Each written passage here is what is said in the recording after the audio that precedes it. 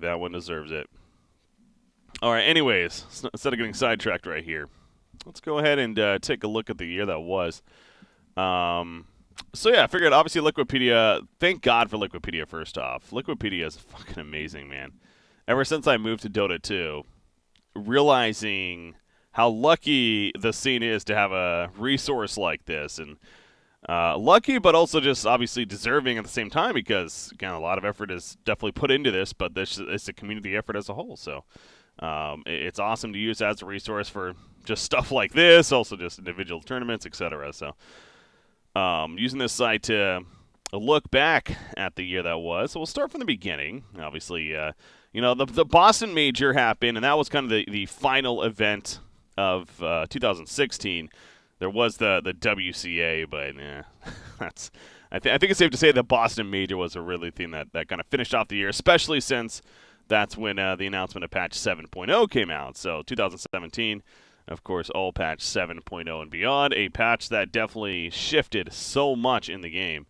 It really is crazy just to think back how different the game was back in just a year ago in 2016, specifically again at the Boston Major. Like, how different the game was, from the map itself to just the balance of the game to new item additions to the shrine additions to the placement of to the 4 bounty runes on top of that, and even now, obviously, as we've evolved and developed, how the bounty rune positioning has changed. Shrines have been removed in places, specifically in the base. So no talents, yeah, Gramica. So we'll start there. Actually, I think it's important to start there. As far as patch notes go. In fact, isn't there a patch section? Yeah. Let's go back to patch 7.0. All right, so patch 7.0 pretty much kicked off the new year.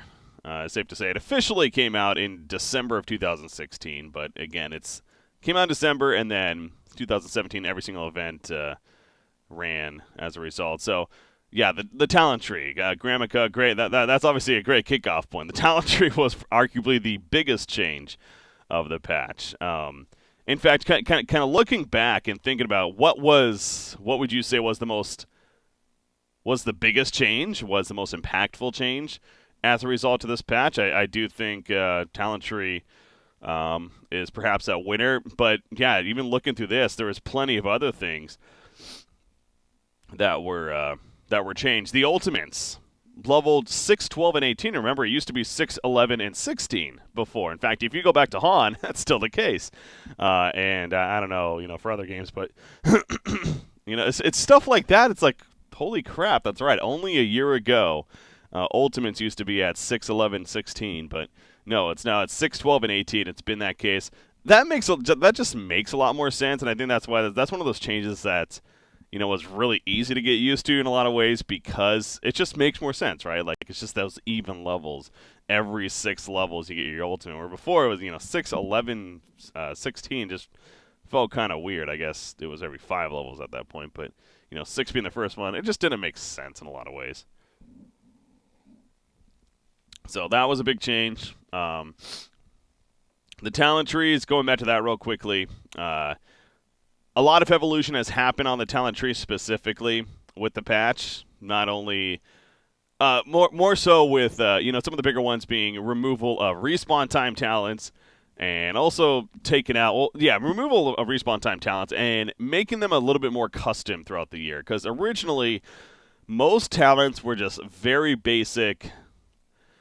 20 strength, 10 agility, whatever. Or they were the respawn time or experience gain or goal per minute. It was very, very basic talents. They weren't custom towards the hero.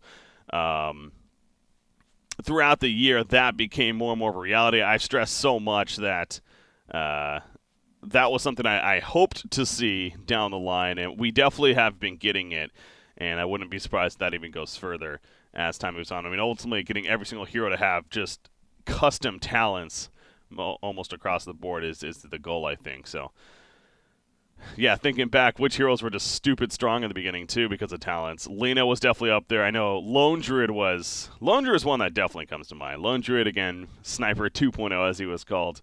Better than Sniper, yet he also had this bear minion. But because of the talent points from the range addition to the damage on top of that to then the respawn at I think it's level 25 was the respawn. So when it got late game, you had this beefed out lone druid that's when you killed, he would just respawn in a minute at most, anyways, if that. So pretty absurd. Venomancer, of course, up there as well. Mainly the respawn time was the big part of really all those heroes. So yeah, the removal of the respawn time was a very good change. No doubt, it's safe to say. And yeah, they adjusted a lot of the how the experience worked, how the gold bounty worked, etc. On top of that, backpack edition. That's true. Backpack edition is another one of those things you almost kind of forget happened, right? Like backpacks were introduced, those 3 extra slots, and I remember even today, I find it funny that casters. There's things about this where talking to others, they almost forget that this is the case. Where I'm trying to find it here, but I don't. It's kind of funny. Oh yeah, here we go. Item cooldowns at only half the rate when they are anywhere except your main inventory. So you can't just put a TP scroll in your backpack and think like, oh, to swap it back in once it's ready. 60 seconds later. No, it's it takes twice as long. So, and I think they changed that. Doesn't it even take longer now, if I'm not mistaken? I thought it was even more than twice as long.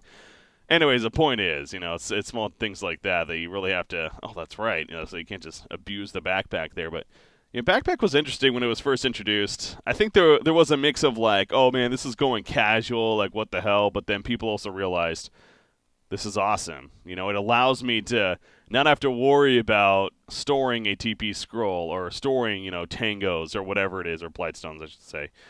No, tangos, I had it right. Wow. Anyways, in your main inventory and taking space of other items, especially in the early game. And then, even come to late game, we've seen some fun swapping with the backpack. You get a refresher, you put that in your backpack, you then swap that in after you've used a lot of cooldowns or your BKB or something. You pop the refresher, then you go back, etc. So, backpack introduction, I think, is something that very happy they introduced, given that extra slot to work with. The map changes, we were hinting at that earlier.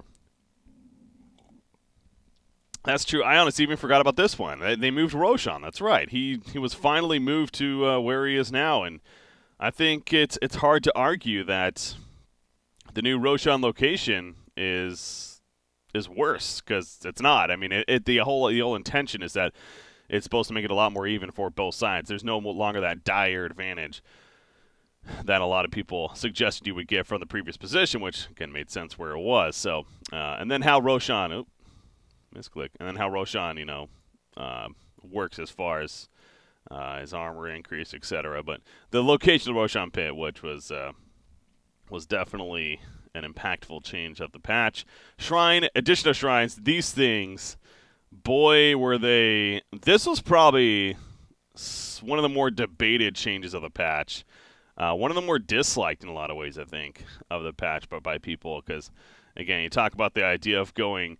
The Dota, if there's one big thing about the Dota community that I can appreciate, but also at the same time I think is a little bit of a downfall attribute to have, is the worry that additions like this and changes like this are making the game too casual, whatever that interpretation's supposed to mean, right? But and so I know when this change happens, it's like, oh, I don't even have to go back to base to heal and get mana back. What the heck, Val? What are you doing? You're making this game too easy. I think we've realized the shrines themselves, albeit powerful, it's added an element that's been very interesting to work around. As far as, okay. Personally, I'll say when I use a shrine or going to use a shrine, it just feels so good, right? Especially in that early laning phase. Team, is everyone ready to use a shrine rather than walking all the way back to base? So from that perspective already, I like it. I know many others do because of that, but it's just the idea, is it overall healthy for the game? I think so, because if anything, the idea that what it does, it helps encourage people staying on the map that much longer, people staying in action zones that much longer, and the other team to perhaps ward up said area to then see if they happen to be using the shrine and then doing a smoke up or whatever, as a result spotting that or looking to pick a fight there after they pop the shrine, whatever it may be. So point is, I think the additions of shrines have overall been very healthy for the game itself in the long run. But shrines have definitely been through some changes throughout the year too. Of course, they're even removing the shrines in the base, the one shrine in the base itself. There's no longer shrines in the base anymore, right? Like, they actually flat out removed the shrines of those. I'm like even struggling now. The bigger change, though, I think, was the removal of the initial shrine use. It's now 5 minutes into the game when it becomes active. So that definitely changed the way like off lanes would play, especially in that laning phase and their potential. But it also gives another objective to destroy, come that mid to late game, which is nice too. I'm getting caught up here talking about this huge patch. I'm not going to go over every change by any means, but just some of the obvious bigger ones. So yeah, shrines are huge. Again, runes, very interesting. Two different categories. So obviously there was the normal runes that we knew, but the bounty runes, or the other rune, of course, already in the game, but changed where they spawned. Changed where they spawn instead, and now they actually spawn. Initially it was 4, right? Each of the 4 jungles now spawn a bounty rune every 2 minutes. Yeah, so initially it was the 4 bounty rune spawns, and it's just a matter of where they was changed later on in the year. But it's another one of those, again, similar to the shrine idea, where it's just another objective to do every couple of minutes rather than just stacking a camp or whatever. Or, mindlessly farming, maybe trying to find a gank, which of course is good in itself, but these are fighting points. These are things for specifically more support heroes to be doing in the earlier parts of the game, and perhaps encouraging action, going to steal their bounty rune, etc. So, but yeah, again, just keeping in mind that a year ago, these weren't even a thing, the multiple bounty rune spots, so... the whole rework of the terrain, the jungle especially, and how it looked. Yeah, blah, blah, blah. No, it's not too much else to really, really stress here. And then it was a lot of just balance changes in general that took place. Again, item changes across the board. What were the new items that were added to 7.0? I do remember the Helm of the Dominator initially was a stupid strong item off the bat that had to get toned down multiple times in the patch here. Was there no new item in the patch? I guess, you know what? There was no new item initially, was there? In 7.0. Those came later on in the year.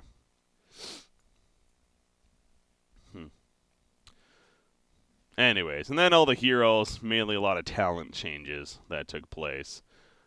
Pretty much on all of them. So, God, you just look at this freaking patch log. It's insane as far as how it looks. So yeah, the illusion changes as well was definitely pretty big, especially coming off of the Boston Major. Terrorblade, Naga Siren, Shadow Demon teammate, with the Luna combination. The illusion based meta was real, and this was the initial reaction to being like, all right, let's calm down the illusion meta. It's no fun for anyone. And then obviously has been getting touched up on more and more as the year has moved along here. So, all right, so that's patch 7.0 though, and again that led us into the new year, and all these changes. Like I said, it really is something. Thinking back and realizing how different the game was just a year ago, really, just a year ago from as I'm recording this, how different the game did play, both on a competitive and a pub level. But I think the overall, now that we've had a year to witness all these events and a TI itself and etc., I mean, personally, it's kind of weird for me to. Does my opinion really mean much? And I say that because I am newer to the Dota 2 scene, especially when it comes to playing it, let alone really actively watching. Again, I've been watching Dota 2 since TI1. I've been a casual watcher since the beginning, but it wasn't until 2000. It was 2016. September of 2016 is when I quit working with Han, full time, and I made a point that I'm going to become a full-time streamer as well as a caster in esports. specifically Dota 2 is going to be my big game. So it wasn't until a couple of months before this patch came out, essentially, that I really got invested into the game. So now, with that in mind, personally, I do feel like the patch has overall been a very, very, very good addition to the game. And it's done so much. The bigger changes, the talent trees, the shrines, the bounty runes that we've gone over here, I think all have ultimately been for the better of the game. And excited to see, how they continue to adapt off of that. So props to the balance team as a whole, not just Ice Frog. Props to the whole balance team for introducing such patch as well. Monkey King, that's right. Monkey King was also introduced, but whatever. Monkey King himself has been changed a fair amount too, since his initial introduction has gone from more of the roaming support to now a position 1 even, if we happen to see him nowadays. But all right, so let's start looking at the events now, kind of going back and reminding ourselves what happened throughout the year. So again, a big note off the bat is that this was pre the current Dota 2 Pro Circuit that we now know that happens here, all the way up until TI 7, of course. But you had ESO 1 Genting to kick it off. I remember this event. This was a very smaller event. I think it was only 4 teams, if I'm not mistaken. Oh, no, this was 8 teams. Okay. Was this the event I'm thinking of? You know what? I guess it was. For some reason, I thought it was only... No, there was a different one. That's what it was. Maybe it was on our major events, actually. There was one that, kicked off the new year. That was a very, very small tournament. It wouldn't be a minor, no. Maybe it was that. I thought was it this one? Was it the World... Oh, wow. Come on. World Cyber Arena? No, definitely not that one. All right, well, I guess I'm just wrong then. Anyways, ESO 1 Genting kicked it off here. 8 teams going. 3 of them invite. It's just funny seeing some of these teams now. Again, you had Wings Gaming still around at the time. Team NP. The team that was Team Anime, as people like to call them. The former WG Unity team. This is a team that, had some success at the Boston Major recently at this point. And, players like Ajit Afu. Remember, Afu, part of this squad right here before he moved on. And then the former Execration, which actually looking at that roster, I think this is a very similar roster that I have now, if I'm not mistaken. But ultimately this event, though, this was really one of the first, if not the first big event post 7.0 patch. So that was what definitely hyped up this tournament as a whole. But at the same time, it's one of those cases, okay, can we really take a lot from it because it's the first tournament of patch 7.0. DC ended up winning it, though. That's right. The DC squad with the former DC squad, the one of TI6 even, in a lot of ways, minus Moo throwing Moon Meander. But, yeah, we Resolution Misery and Soxa. I know a lot of people miss that team. But they kicked off the year defeating Newbie, actually. So Newbie got to the finals of the very first tournament, but coming up short. And then so DC taking them out. DC even defeating Virtus Pro 2-0. At that point, man, this DC team was strong.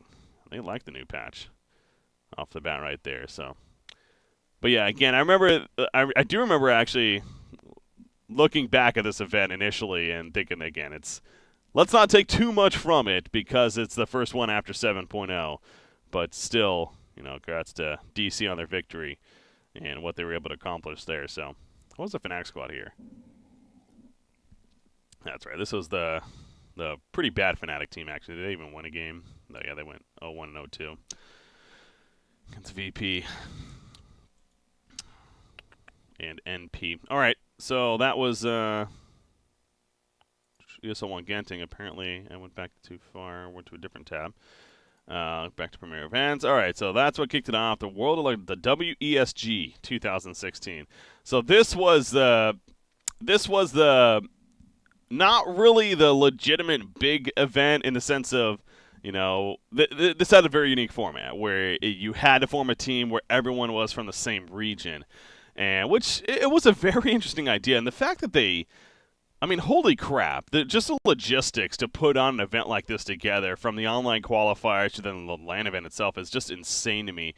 They flew out so many freaking teams. There was so much money put into this event, including the $1.5 million prize pool on top of that.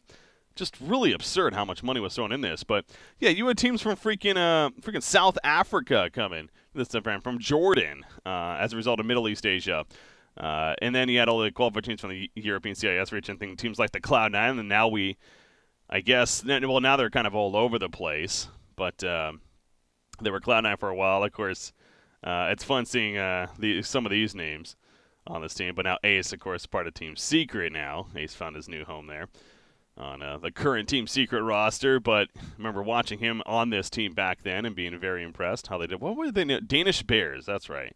They're known as the Danish Bears before that. So they kind of had an advantage there where they were already a team. They happened to all be from Denmark on top of that. And then you had the Horde Alliance squads, both the Swedish squads right here, playing together, qualifying. Team Ukraine, yeah, this team was actually stacked as well. Resolution, Dendy, General, always want to fly an art style. That's quite the roster right there. So I remember previewing this event and saying that I would have thought that they were going to be a team to definitely run the distance. But so again, you had a lot of group stage matches. Ultimately playing out here. To be or not to be, that's right. They were from China. They were one of the Chinese teams that kind of did very well in this event. That was a little bit unexpected. We didn't know anything about them. And that was the other thing about this event as well. There were no legitimate Chinese squads, really, which was really weird. Because you'd figure that China would actually dominate this event, right? Because they're the ones that already have players from that same region on the same team, where the whole Western scene is usually a mix of players from all over the place. But the Chinese teams, for some reason, I forget that there was a reason, but I forget exactly what it was. But yeah, you see, there was a couple of Chinese teams, players that you would not even recognize on their roster. But one, to be or not to be, they did very well in the groups, and then ultimately got knocked out in the quarterfinals by Infamous, though. But yeah, TNC Pro Team ended up winning this. Remember that, defeating Cloud9, actually, in the finals. And they got a lot of money for this, too. This is what really, as weird as it is to say, this is what kind of really put TNC on the map. I know that I believe they even competed in the Boston Major before this, if I'm not mistaken. No, they were not in the Boston Major. Never mind, actually. That's right. WG Unity and Faceless were from Southeast Asia. So, yeah, this has kind of really put TNC on the map with this roster, at least. $800,000 for first place. So, big money made for them there. Is also back before they picked up 1437, of course, or a.k.a. Rose, as we know him as. I believe he replaced Ryurier, right? Because Tim's is still part of the roster, so yeah. So anyways, that was the WESG event. That was kind of a fun event with the format and everything. Massive prize pool. I mean, you look throughout the year, outside of the big majors, it was by far the biggest prize pool that was had. So really, really interesting. And we do have WESG again, of course. That's currently taking place with its qualifiers and everything. And I believe it's set to happen in the near future here. So that led us into the Dota Pit League Season number 5. Now, this event, I think, was seen as the first, okay, now we've had a little bit of time to adjust the patch. At this point, it was about a month. Yeah, because the start date was 1/20. The patch came out 12/22 or something like that. So it was basically a month since the patch had come out. Something else I remember from this event, yeah, Elements Pro Gaming, they were not a direct invite initially. They had to replace a team. They replaced Wings Gaming, that's right. Wings Gaming, this is when they really started to have those issues. In this case, they had the visa issues.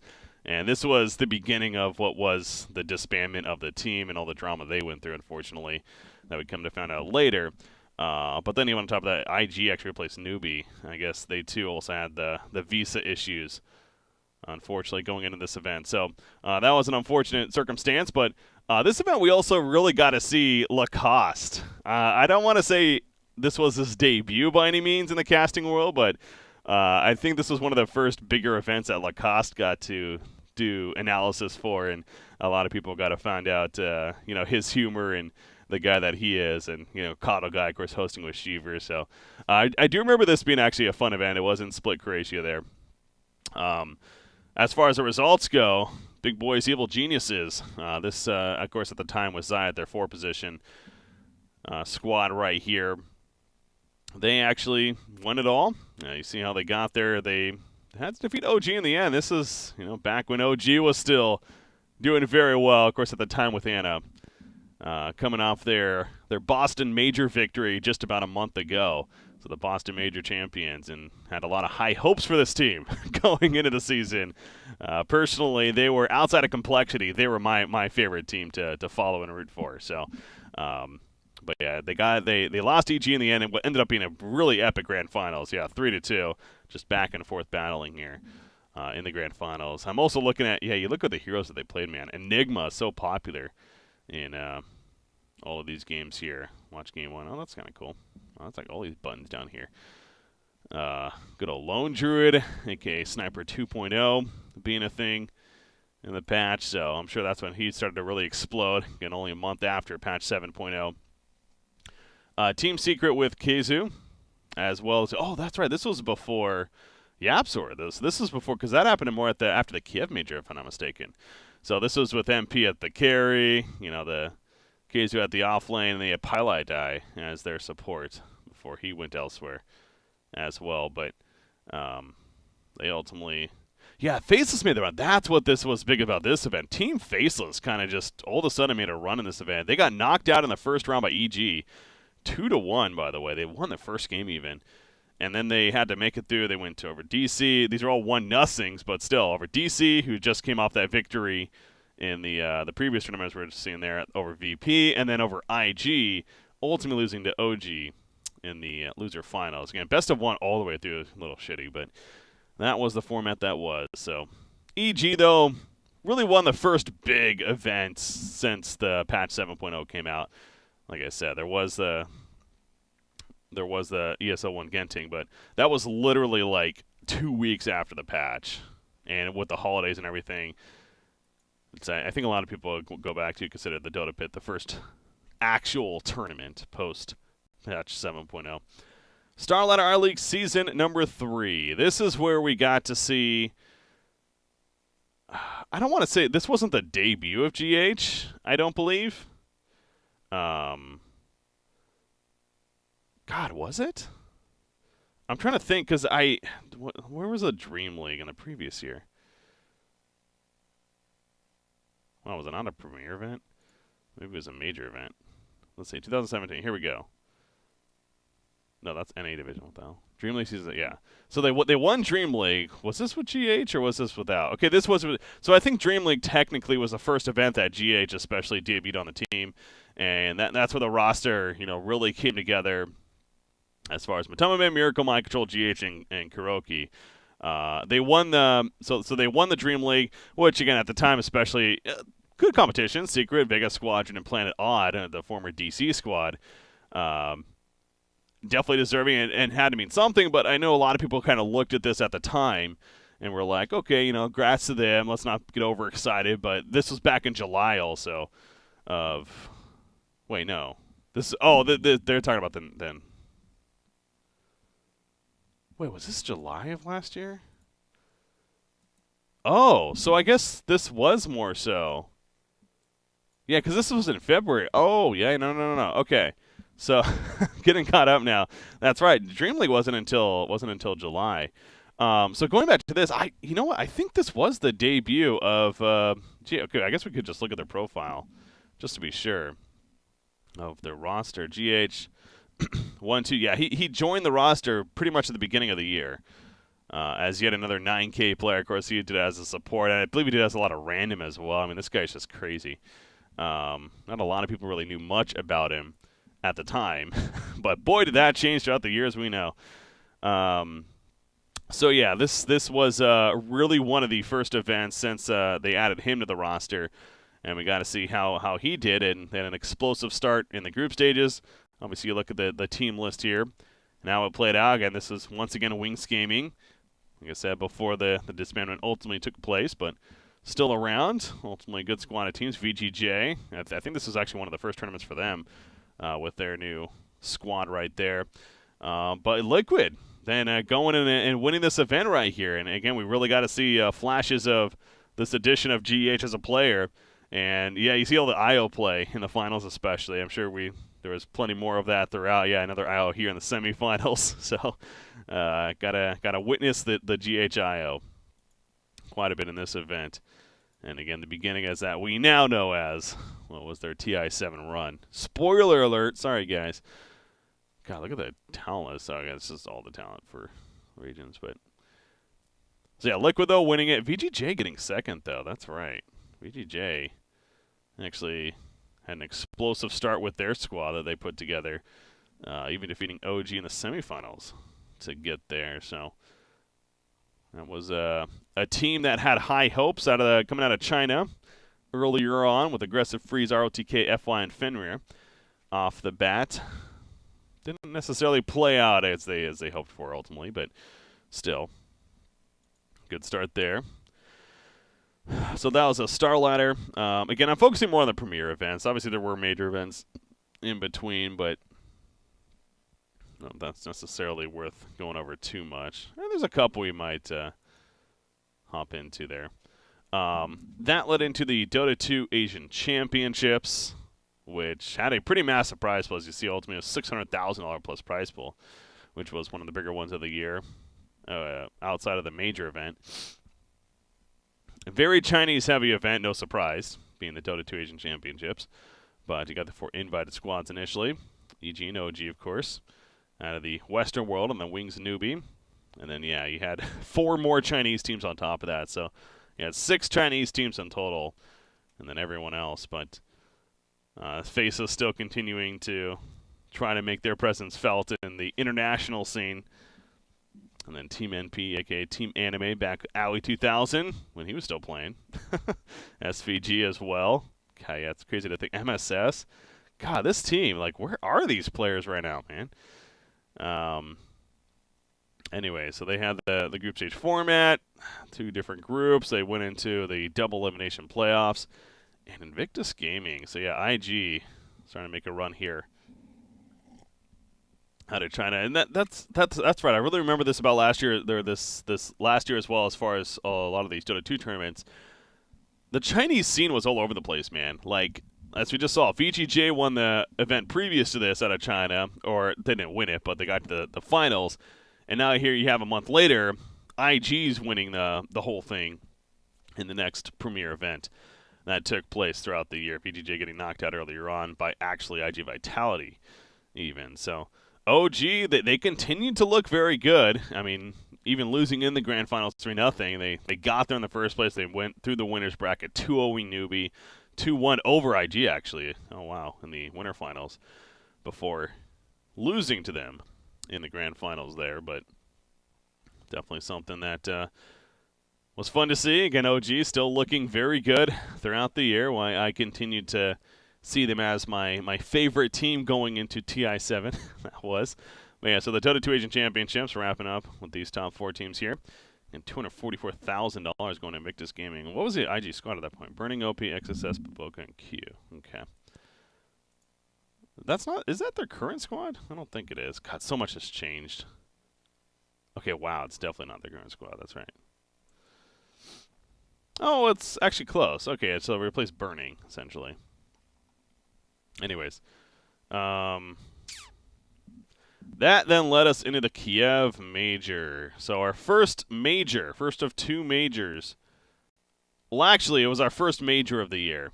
And our only major of the year outside of then TI7. Again, this was the previous for, obviously, the Boston Major was part of the season, but that was in the previous year. So then the Kiev Major taking place, and an event that was really dear to me, especially as I was a caster for the group stages for this event. I was a qualifier caster. This is one of the first bigger events that I got to be a part of, thanks to BTS, actually. They invited me out to the studio, and I got to do the whole casting hub, the qualifying hub out there. So had a lot of fun with that. Obviously, not to make this about me, but so it was a really cool event to enjoy. Through that, but yeah, this was a 16-team tournament. You had the 8 invited teams, and so this is where we saw that drama starting to take place with Wings Gaming. So they changed their name to Team Random, which was kind of a interesting name in the first place. And then you had Thunderbirds as well. So they went from DC to Planet Odd to now Thunderbirds going into this event. So yeah, there was a lot of wacky things going on with these teams going into the event. I do remember this now. Mousesports getting an invite spot to this event was absolutely ludicrous to me, and I could probably go back to clips of me saying that as well. So, not that I'm talking on my ass right now, but I was not a fan of seeing Mousesports get the invite spot. Now, the obvious logic was that they were the runner-up at the Boston Major, the previous major event, so they deserve that spot, but I was making these arguments like, why are they getting an invite when this is a completely new patch since that event? On top of they've had zero success in these qualifiers since then, and up until this point, basically this was 4 months after the patch plus in between, really 5 months since the Boston Major. So, but yeah, they ended up getting an invite spot, and then you had all the qualifier teams coming out. Of course, we got to see really SG Esports. I want to say this was their debut, if I'm not mistaken, or it was early on in their organization's life. Yeah, it was very early on in their organization's life, definitely. They weren't around too long before that. So, yeah, they qualified out of South America. Of course, that made it interesting, too, the idea that an SA team would get the chance to qualify for the event, and now started what we see with the current circuit and how it works, SA being its own region. And then the qualifier from the other region, there wasn't really anything too crazy from what I remember. North America, I mean, I guess DC getting there, but, who else is going to get there with EG already being invited, as well as Thunderbirds for that matter. The qualifiers were not the craziest. It's kind of funny now looking back. I guess they did have to beat NP to get there. So, oh, that's right. I was like, wait, where are they? But they were known as Team Onyx when they qualified. That's right. They beat Complexity 2-1 at the finals. Yeah, Complexity got so close, man. But it's just kind of, it really is something. Looking at this was a major qualifier for the NA region. Just last year, just not even a full year ago. Just how much better this overall scene has gotten since then. It's kind of crazy to think. Holy crap, man. Anyways, so yeah, 16-team tournament, and this is where they introduced the Swiss format, which we've not gone back to yet, which I still do not get to this day. How have we not gone back to the Swiss format in an event here since the Kiev Major? And it's not like it did horrible. It did very well. It did very, very well, the Swiss format, into then the single elimination tournament. I thought it was very entertaining. It made for some great matches, and it worked out very smoothly. And then you had, Secret having their insane run. They went 3-0, defeating VGJ Storm, or VGJ, I should say, DC and IG to make it 6-0 for them. They ultimately got the number 1 seed because Virtus Pro went 6-1. But yeah, I remember that. Secret having a huge start, and then the first round happened. And then they lost it to SG Esports. Maybe this is why we've never gone back to it. Maybe this is why, because of how anticlimactic it was for the first place seed getting knocked out. But, I mean, the easiest change of that then is then you make it double elimination with the top 8 going to the first, or in the winners, and then the bottom 8 going to the losers, right? Like, you could just do that if you're really concerned about that. But anyways, the fact that we haven't seen a Swiss format since Kiev is just, it's an issue, frankly. Like, this is such a... To at least try it again, it's the fact that we haven't even had it tried again. It's just absurd to me. But anyways, I'm getting off topic now. But yeah, this, of course, was one of the more noticeable upsets of the whole year, it's safe to say. You think back in 2017, nominations for biggest upset of the year.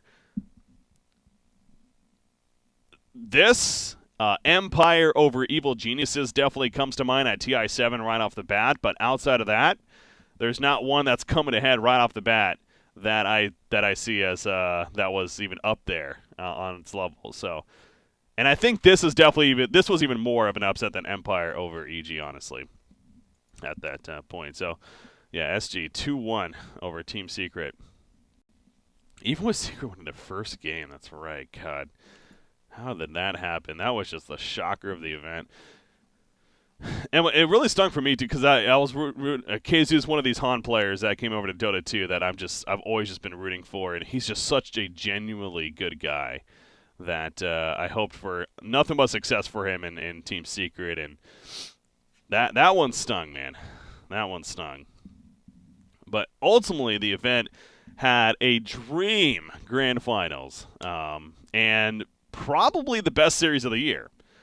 Kind of on that topic now, you look back at top series of the year. So this is kind of good that we're doing this because this is helping us, refresh, get some good nominations for things that happened throughout the year. In fact, now that I'm saying this, it would be kind of fun. Let's go ahead and, as we're recapping, let's track some important things like best series of the year. Okay, really?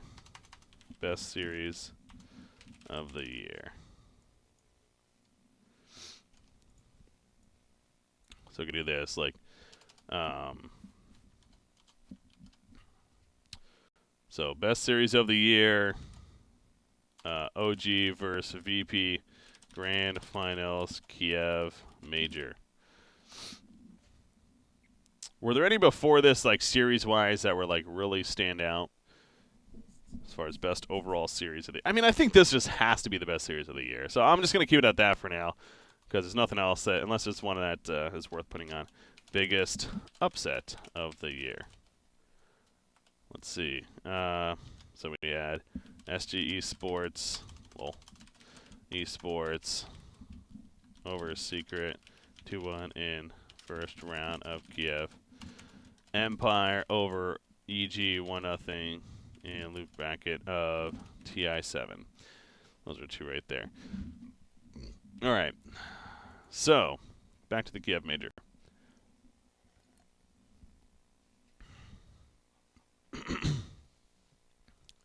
But I know single elimination definitely threw it off for a lot of people, but I thought this format worked out pretty well in the end. The Swiss in a single. I do think the Swiss in a double elimination with the top 8 going to winners, bottom 8 going to losers is arguably the best format you could ultimately play out, but again, it set up what probably was our series of the year in OG versus Virtus Pro, and boy was it a clash. And they also did that the documentary after. I'm blanking on the name of it now that Valve does. True Sight.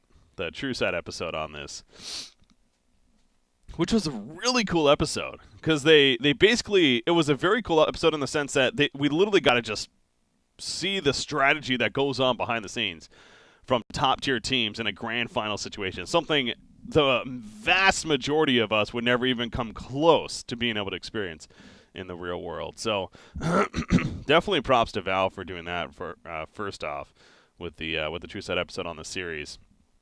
But yeah, OG coming from behind, winning at 3-2. And again, continuing to see just an OG team that was yet still very strong. And this kind of just, oh man, reminiscing on this now. Thinking back, like, how has OG gone so downhill since this? How do they add resolution and in place of Ana, yet their results have just been so subpar considering where they at last year? I mean, maybe it's a mentality issue that they feel that they're just drained after a crazy year that was before or whatever. But I mean, maybe Ana fit a lot better than they thought even. I don't know. Anyways, OG winning it in the end, taking home that $1 million purse as a result. Liquid, where did they finish? Liquid got knocked out early on in the quarterfinals. They had to defeat Newbie even to move on, and then they lost to IG 2-1. So, yeah, Liquid at this point had a tough run. Mouse Sports, to their credit, they did take a game off IG in the first round. But, again, a team that I did not think deserved an invite whatsoever. And you look at how the Swiss played out. I mean, Team Random was also down here, but they were down there as far as one of the invite teams. It doesn't chime as well with Rezo. Yeah, I mean, that's a discussion for another time, Weestone. But it's again, just looking at all these events, seeing how well they did, and how much I rooted for them this last season, it almost hurts, man. Seeing how downhill they've gone. All right, so that was the Kiev Major, though. Again, a big event that was. That then led us into what was the Star Ladder I-League Invitational number 2, and to take place in the May timeframe. And yet another event where Team Liquid, after the Star Ladder tournament that they won before, they ended up winning this one as well. Not nearly as big, only $100,000 prize pool ultimately, but still, remember this series actually was pretty good too. This actually could be a nominee for that series of the year, Liquid over TNC Pro. I remember it being an entertaining one, not the longest series. Yeah, wow, this was some short game times. Look at that Liquid. Look at they played Tusk every single game. I'm guessing GH played Tusk every single game. That's hilarious. Or was it Kuroki? Maybe it was Kuroki, actually. Oh, yeah, GH would have played Coddle here, Phoenix, Earthshaker. Oh, it definitely was Kuroki. Wow, they played Tusk every single game in these finals. Holy crap. Huh. Anyways, they won this series 3-2. This was also the first event, if I'm not mistaken, with 1437 joining the squad. And yeah, it was, because I remember interviewing 1437 shortly after this event, and he made the point, like, this was like literally his first time seeing his teammates in person, and being like, all right, guys, let's do this. They kind of let him take lead, and it just naturally fit together. So TNC working off of that. Did very well, initially. I remember they ran Jakiro, actually, which this was where we started to see Jakiro really making a statement on the scene, specifically from Rose there, or 1437 plan for TNC. And then, again, ultimately get into the grand finals where it came up just short. But, this wasn't the strongest field of teams overall, to be fair, but Alliance, especially last year. Oh, that's right, they got a direct invite. Ugh. Alliance getting a direct invite just seems a little silly. They replaced Mousesports. Okay. Which in itself is, as I've stated, not the biggest fan of, but Snowball Save is stupid good. I guess so. I guess it was. And then it only had, remember these events where you had 6 invited teams and only 2 qualifiers? One for a Chinese and one for a European. So America was just completely cut out. Yeah. Yeah, I remember. I think our new circuit's pretty good. Looking at this right here makes me realize I'm kind of glad we have this new circuit set up with the rules that go along with it, with how you have to have a team from each region, etc. Because just seeing this is almost like frustrating to see. But events are allowed to do what they want. And obviously, still kind of are. But before, to be fair, the business side, it was their event, and so that wasn't necessary. So that was Star Ladder again, not the biggest tournament, but that was another victory throughout the year for Liquid to add to their list, such as the previous Star Ladder, on their way to the TI-7 run, of course. But Manila Masters, another fun event here. How many teams are this? Another 8-team tournament. Yeah, team faces. We're seeing a lot of faceless, aren't we, in this event? We did not see them at TI. Rip. But Evil Geniuses, one of their several big tournament victories throughout the year. They ended up winning this one. They had to defeat Newbie, actually. Started to see Newbie really starting to make a push for a top-tier Chinese team at this point as well. Yeah, they even took out OG 2-0. They beat Evil Geniuses 2-0 in the winter finals before ultimately losing to them in the grand finals there. Outside of that, not much else to talk about this event. OG had their struggles. NP, another case we're seeing them out of the Americas. A team that was. Zodak Cup Masters. God, this event, that's right. This was an odd event. I remember that. This was, the casting talent was actually the Moonduck squad there. This event felt cheap. And, I shouldn't have said that. And I don't mean that because Moonduck was there. I mean that because just this, even the logo, it's something about this event just felt cheap. I remember casting qualifiers online for this, and it was off. So The results, Newbie ended up winning it 3-1. You look at the team list, not this strong. This is one of the weaker premier tournaments of the year, no doubt. So on top of that, you had a struggling Fnatic squad, the new DC team, which was solid, a newer WG Unity team, Singularity and Danish Bears, which at the time especially, you're like, what? Who are these guys? Obviously, we've come to know these teams a little bit better now. Singularity now known as Kingwin. And Danish Bears, they're all in different places, but most noticeably, once again, Ace playing now part of Team Secret as their carry player. But yeah, this event felt a little off. But in the end, again, Newbie winning it, NP getting to the finals, so some decent success for them, getting closer to TI7 that was. Epicenter then took place. Now this was where we really, I know again we've seen some great results from Liquid to this point, but this was a good roster of teams. This was a very, very strong roster of teams. And you look back at 2017 and all the events outside of the majors, outside of the, what was the Kiev major, the only major during the year at that point. This was probably the next best team list as far as teams that were involved, both through invites and qualifiers. It was 10 teams in total, but yeah, you had all the big powerhouse teams outside of Newbie. I'm noticing that. Newbie's the only team that I noticed is missing. They invited IG, which definitely at the time is understandable. And I guess LFY, this is where we also got to see the new LFY squad with Afu and DDC and how they started their run then in the year. So again, the Chinese Sea continued to be all over the place with success of so many different teams. But yeah, LFY, they had that great start in the groups, went 4-0 here. UG won theirs, but then Liquid having the run in the brackets. Liquid barely squeaked by, man. They went 2-2 in the groups. Wow.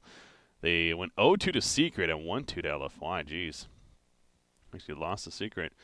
But they had to defeat Virtus Pro in the first round, then they took out LFY, and then they went on to defeat Evil Geniuses 3-1 in the grand finals. So Liquid making some big plays there. 17-minute victory in game one. Holy crap. Hey, some more Tusk than we saw from them. So, oh yeah, this also had that fun kind of show match that they played with the casters there. But yeah, Epicenter, one of the better events throughout the year. $500,000 prize pool, so that helped too. But yeah, Liquid taking that home at the $250,000 prize purse. So really the third premier tournament they won in the year between the two Star Ladders and this. And continuing it going. A couple more before we reach the ultimate event. The Galaxy Battles. Another one of those, it was a event.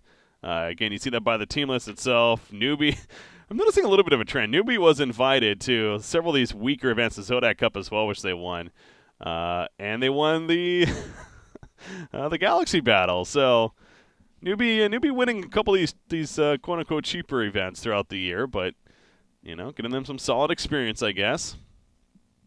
They had to defeat Planet Odd in this case in the finals. They did so 3-0, including the winter finals as well.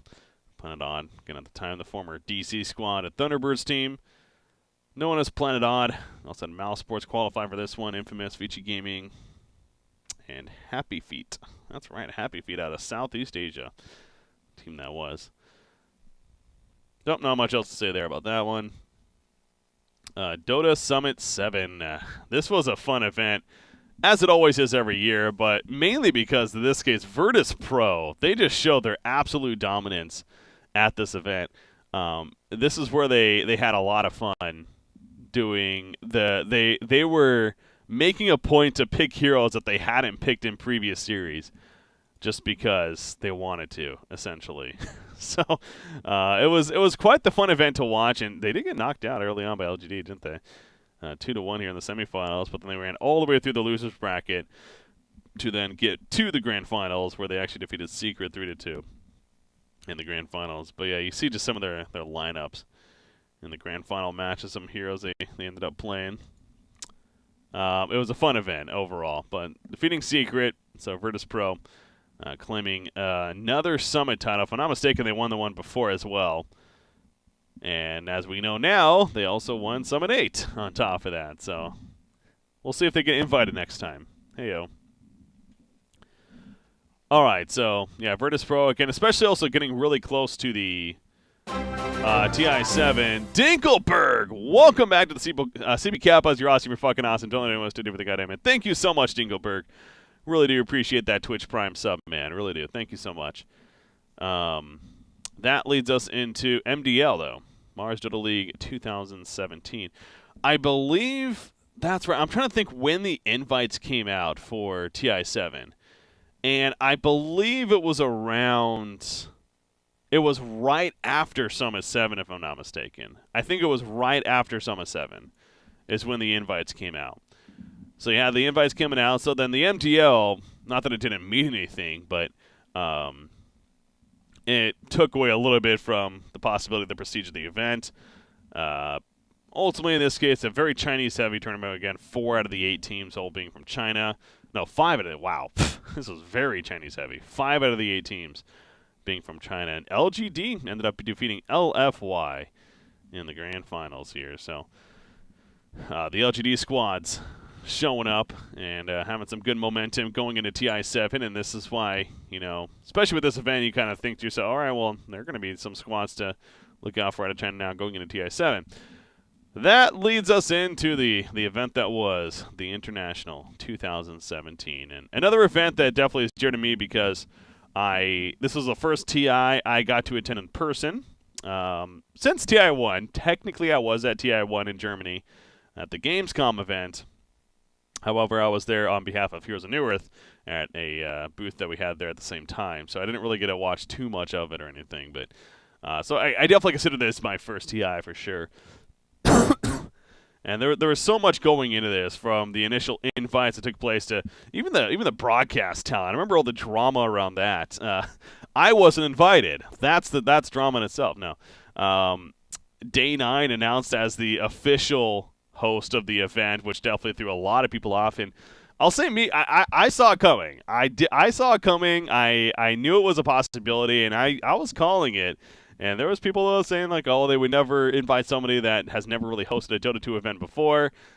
Well, guess what, guys? They did. So so there's that drama there, though. And then they did announce that Machine was also going to be a host. He was just going to be the group stage host and then the on-stage host eventually, as we saw. But I know Coddle Guy not being invited definitely disappointed and pissed off a lot of people. And I think definitely for good reason. Coddle Guy is a very good staple in the scene now for a couple of years at least. And he's honestly a very good host. I really do hope that at this coming TI, he has some kind of involvement at least, because he definitely deserves it. But so there was all that little initial drama on the casting side. But then the event itself, anyways, the invited teams, we had, that's right, there's only 6 invited teams. We had OG, VP, Evil Geniuses, Liquid, Invictus Gaming, and Newbie as far as the teams that were invited to the event. And I remember seeing this and not being too surprised whatsoever, right? Like, because there was really no drama here. The Chinese team's kind of the only thing, but it's China with how chaotic it was, how all over the place. Who the hell knew which teams were going to be invited? But so I think these 2 teams getting invited was understandable.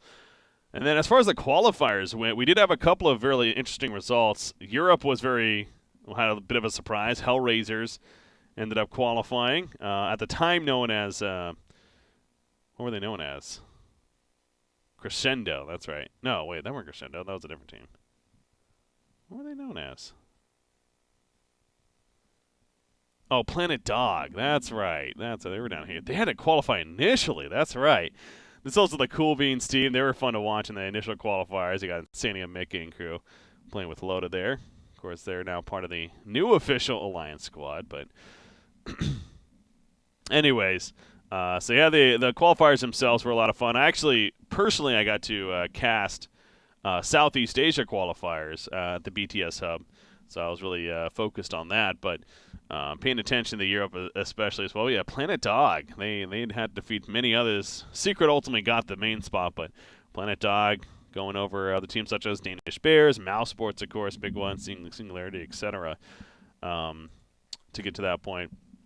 So they were one of the biggest surprises to see at TI7, I think it's safe to say. Outside of that, not too much else. Cloud9 announced the pickup of Team NP going into the event, of course. And then, we had the South American qualifier, so Infamous was able to go as a result of that. I think seeing Fnatic actually qualify. That's right, they qualified over... Faceless didn't even make it out of the groups. That's what it was. Yeah, Faceless actually got knocked out in the group stages. So a team that's been representing Southeast Asia, is basically them and TNC, were the top dogs throughout the whole year. And then when it comes to TI7 qualifiers, Faceless gets knocked out of groups with their 5-4 record. They lost the tiebreaker to Execration, actually. That's what it was. So TNC ultimately got the first seed. They went, and then Fnatic ended up winning in the brackets to advance on themselves. So that was fun to see. They were the other team that was really, really surprising. Outside of that, nothing too crazy. Again, Empire to CIS, but you had the Virtus Pro situation, or them getting invited, that is. So basically, Empire was the next team in CIS that you would have expected to see move on. Anyway, so that got us into our 16 teams. We had a little bit of the drama there with Chappie unable to attend. That's where Resolution stepped in. Resolution was originally going to be a caster at the event. He was actually there because he's going to be casting with the CIS talent. But when it was announced that Empire Chappie was not going to make it due to some visa issues, Valve decided to go ahead and let Resolution stand in and play for the team. We all know what happened from there. That was perhaps one of the more interesting situations of the whole year.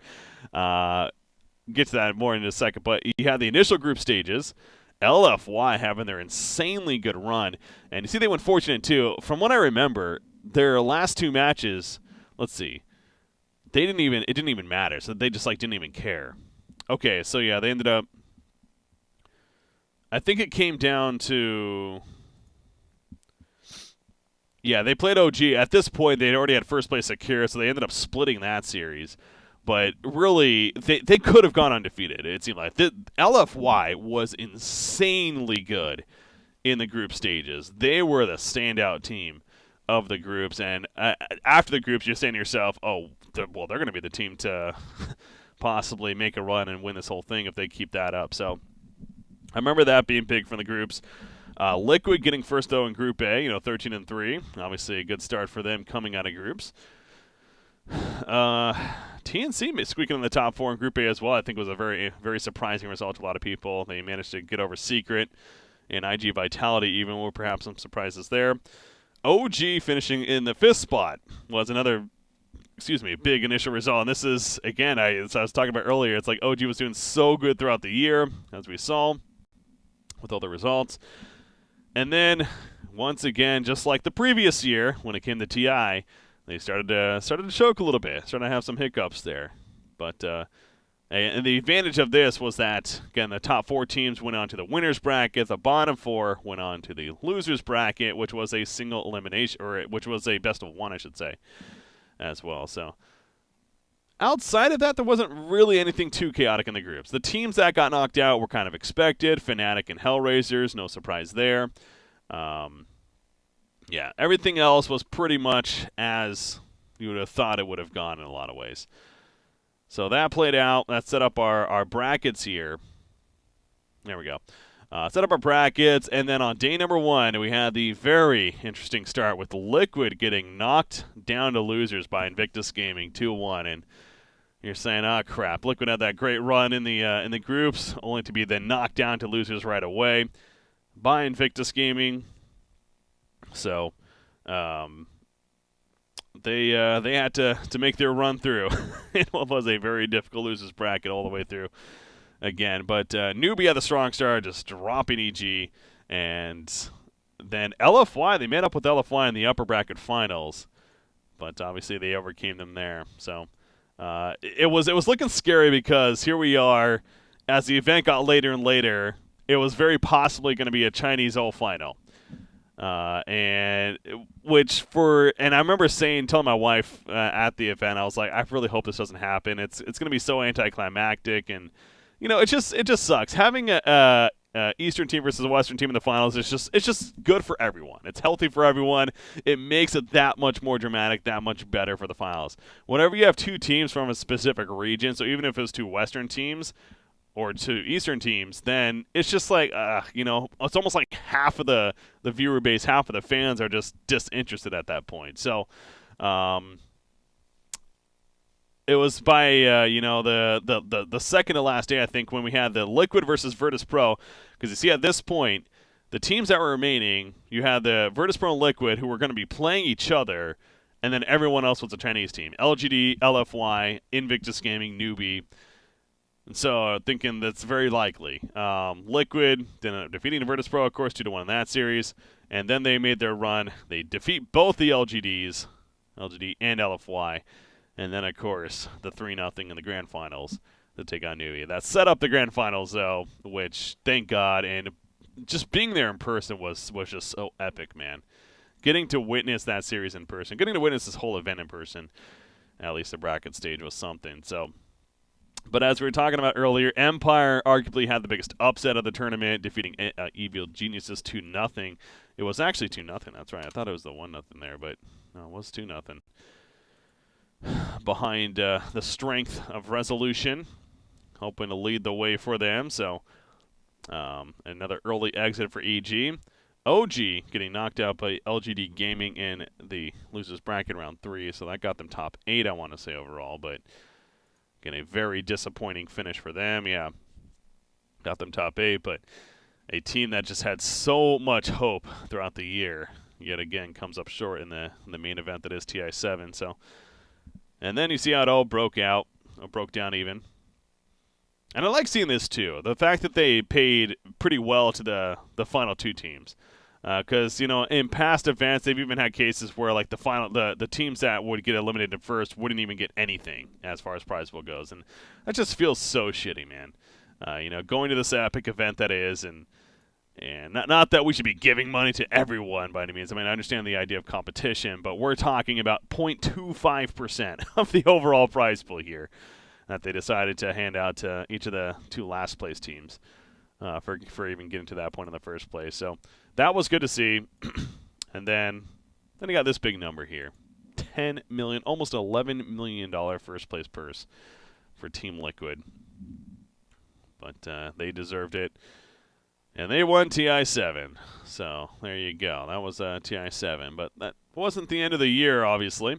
That then led us into the huge announcements that were with the Dota 2 circuit. Pulling that up real quickly.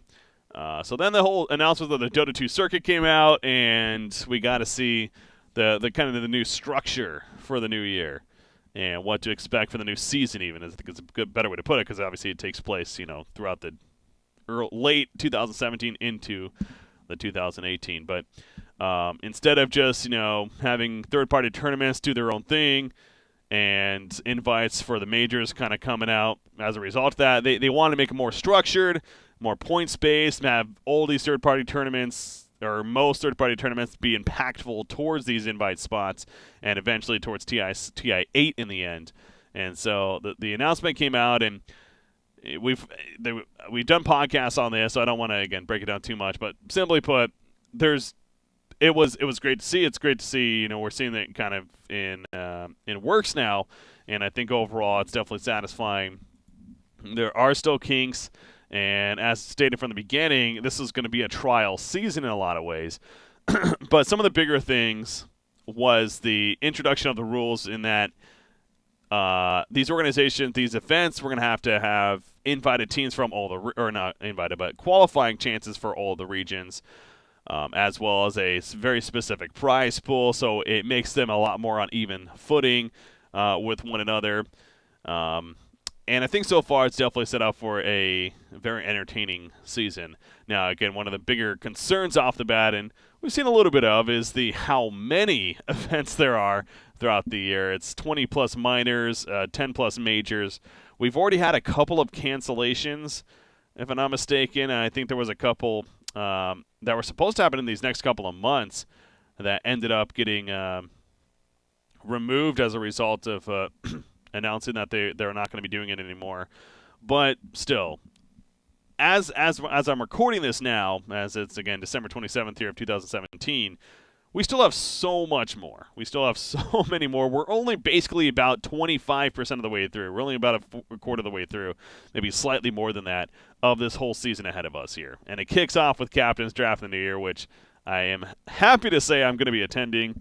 I'm not going as talent or anything. I'm actually just going on my own dime. Flying out there, though, I was like, there's no way I'm going to miss one of the only NA events of the whole year, especially when it's fairly close and a short plane ride away. Hanging out with the Moonduck crew, which I love those guys, and it's going to be a lot of fun to hang out there. But I'm excited to go to that event. Complexity especially going to be in there. But anyway, so that's another time. But we've also seen these events playing out so far in this season now. Might as well actually run through them real quickly. The first one that kicked off the new season here was the Starladder iLeague Invitational. Now, this was before the more recent patch came out. What would it have even been? I don't even know. Anyways, I believe this was before. It wasn't like the big patch post TI just yet when this tournament happened. If I'm not mistaken, that ended up coming out after the Perfect World Masters. No, it was right before the Perfect World Masters. It came out after Dota Pit, or it came out right before Dota Pit. That's what it was. It came out like the week before Dota Pit, the newest patch post TI7. So these first couple of events, that was something worth keeping in mind. But again, the first event kicking off and Liquid starting off where they left off as far as TI7 win, of course, defeating Mineski. Which, by the way, talk about Mineski. Where the hell did they go? Mineski's kind of fallen off already early on in the season here, it feels like. After their early success, getting runner-up and then winning the PGL Bucharest, as we'll see there. But Liquid, a very, very strong start, very dominating start. I remember seeing this, watching bits of this event, and just being like, yeah, that's the Liquid we remember. Complexity, getting to the semifinals, almost got to the finals even. They ended up losing the series 2-1 to Mineski, but that would have been a hell of a start for them. But yeah, the fact that they qualified and then with their new roster, the former Stay Green of sorts, so it's fun to see that off the bat too. And then again, the new Secret squad with Aces, their carry, and Yapsor. And as we now know, Secret's really stepped up their game and arguably one of the better teams of this new season here. So, in fact, points-wise, I think they are first place, if I'm not mistaken. Yeah, they are first place. Get to that in just a second, though. So then there's PGL Open Bucharest. Right here, just kind of quickly going through these events. Recapping all the way to where we are now. Then Mineski won the second event of the year, as I was talking about. They had to defeat LGD Gaming, ultimately, in the end. Again, you look at the team list. This was a little bit weaker of an overall team list, I feel like. So nothing against Mineski, very deserving. But with that said, it's not. I don't know if that's even the case, because we now know even Navi's definitely for real. They are arguably the second best team in CIS right now, behind Virtus Pro. Infamous, South America, whatever. VGJ Thunder, I think they're kind of a so-so Chinese team. Now looking at this, I guess, I don't know if this is necessarily the weakest by any means. Immortals has been a bit rocky themselves, but they did get third, fourth in this event. But again, Mineski taking the title here of what was a minor. Then that led us into our first major of the year, which obviously the 1,500 points on the line compared to the 300. And Virtus Pro took the first major of the year, a very strong roster of teams, of course. Got to see the new Fnatic team as a result of replacing Happy Feet. That was, unfortunate circumstance. But yeah, especially with Happy Feet and then Keen Gaming qualifying out of China. There was some really funky stuff, funky things even going on here that no one saw that coming. Who the hell are these guys for the first major of the year? But ultimately, yeah, the kind of expected teams advancing on to the playoffs. And then Secret had to take out a Liquid team that, again, has had a very strong start to the new season. They defeated them 2-1, and then they went on to lose in the finals to Virtus Pro, though. But still, we're seeing more and more of Secret there. But yeah, Virtus Pro winning the first major. Did so in pretty dominating fashion, going 3-1 in groups. And now, that's right, this event, for being the first major of the year, this was a very horrible format. Let's just call it what it is. This was a fucking awful format. I mean, this was a god-awful format.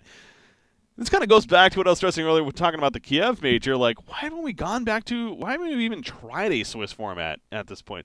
But I think that one of the biggest things for this, we were talking about scheduling issues and how they had to really get, especially with the time they had the arena, but it's just hurting the integrity of the event for the sake of just want to make sure that you can work in the schedule. It just sucks. I mean, again, being somebody that's worked behind the scenes plenty and has hosted events before and helped run events, I understand that, but especially the first major of the year to have this god-awful format, very simple groups into a very simple 4-team single elimination playoff is just absurd. But Virtus Pro, I don't think anyone's arguing the fact that Virtus Pro won by any means. I mean, it's still a very worthy result, but there's almost like an asterisk on it, right? Where it's like, was this really the best determinant for finding a team that is deserving of winning in the first major of the year? But Virtus Pro took it.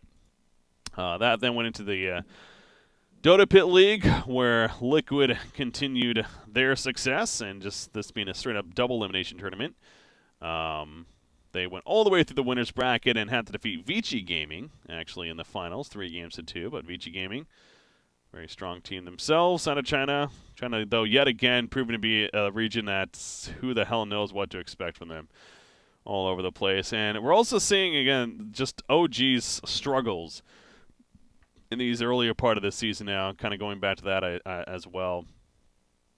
Losing to Vici Gaming in the first one, nothing crazy there, and they did defeat Fnatic 1-0, but then lost to Newbie in the 1-0 format as well in the losers bracket. But yeah, Liquid winning it all. Winning that minor there. Perfect World Masters, an event that I happen to be a caster at. And you see my name right here. Where is it? There we go. I still don't have a Liquipedia account, unfortunately, but it is fun seeing my name pop up now on the broadcast talent, and hopefully more of that to come throughout the year as my voice cracks. I'm 12, by the way. But yeah, Newbie winning this one, and Newbie looks so good in this event. Overall, I just remember being pretty impressed by them. Now, the group stages, that's right. They didn't have the greatest time. Group stages were very interesting. Kingwin actually ended up technically coming out on top with a 1-3-0 record. Group stages was very even in Group B. Kingwin managed to just barely squeak by in the top spot. The other side, though, was Vici Gaming. Then Vici Gaming is proven to, now that I look at this, even to be a very good team out of China. They got to the finals against Newbie, so we did have that China versus China final. Of course, we were in China, so made sense. But Newbie ended up winning that 3-0 pretty decisively there. So, but yeah, this was a very Chinese-heavy tournament. There's 10 teams, 5 of them, no, only 4 of them. Only 4 of them were Chinese, but still. Very Chinese-heavy tournament. 40% of the teams. But yeah, Newbie winning this minor right here. Again, Complexity getting a top 4 finish. So I was happy to see that, though. The only team outside of China in this event that did so. And that led us into our second major of the year, the ROG Dream League season number 8 that we had. And Secret ended up winning this one. Ultimately, they had to defeat Liquid, actually. 3-0 in the grand finals. This one happened a little more recently, of course, but you did see Evil Geniuses having their run, ultimately getting knocked out by Liquid. But we also got to see, a good amount from Na'Vi. Na'Vi making a bit of a splash themselves. Got knocked down initially by Virtus Pro, but they went through the Fnatic and then Newbie 2-1 before losing 2-0 to OG, or EG, excuse me. OG's not in this event. Losing 2-0 to Na'Vi, or to Evil Geniuses. But yeah, Na'Vi definitely showing some more glimpses that they're going to be a team out of CIS here that we should start respecting a bit more, perhaps. Of course, qualified in the first place in those initial really fun qualifiers. Europe and CIS actually being tied together right there. So, but yeah, Secret. And what was the straight up double again? For being a major, this was even this as simple as it was. This was a better format than I think the ESL major. But man, these major tournaments have to fucking step up when it comes to the format, right? Like, having such simple format ideas for major tournaments, what are supposed to be majors where so many points are on the line, let alone the $1 million prize pool, it sucks. It sucks seeing these simple formats being used. Where's the Swiss into the? I would even take Swiss in a single elimination at this point, like Kiev had, but a little more complex groups into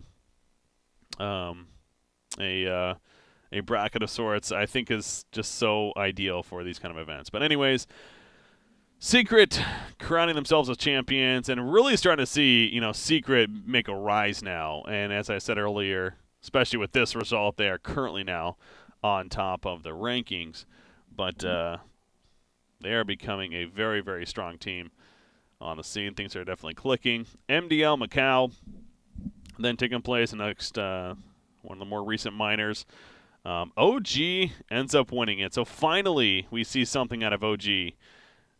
Since really TI7, since before TI7, with their new roster here, especially, of course, Resolution stepping in. So this had to feel good for OG to finally be like, okay, we got a result.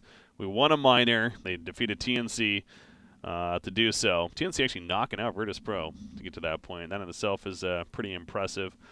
But, yeah, so OG finally gets on the scoreboard there. And yeah, that's right. This was a 9-team tournament. That was a really interesting format. They just put all 9 teams in the groups and said, duke it out, guys, in best of ones, and the top 4 advanced on. So OG managing to claim the victor there. And then Summit 8, a minor that happened recently. As mentioned earlier, Virtus Pro yet again winning a Summit 8 event. Funny thing about this, they were actually not invited to this tournament despite being the back-to-back champions in the first place. There was some drama from that. There was some Twitter wars going on between the manager of VP and LD of BTS. Apparently, LD suggested that the reason they weren't invited was because there was some talking that happened post-TI7 that Virtus Pro was not going to be interested in attending a lot of minors throughout the year, so they just didn't bother inviting them. We've talked about that on our podcast show. Frankly, I feel like that just doesn't make any sense to me, first off. Like, at the very least, you should be reaching out to the team that is your back-to-back champions and be like, a simple email, right? Like, just, hey, by the way, are you guys interested or not? But they overlooked that. Somehow that got overlooked. Thankfully, they qualified at a CIS, or else that could have even been more dramatic, frankly. But they did qualify at a CIS, and not only that, but they won it in the end. They also had 9 teams in this event, which was another interesting idea.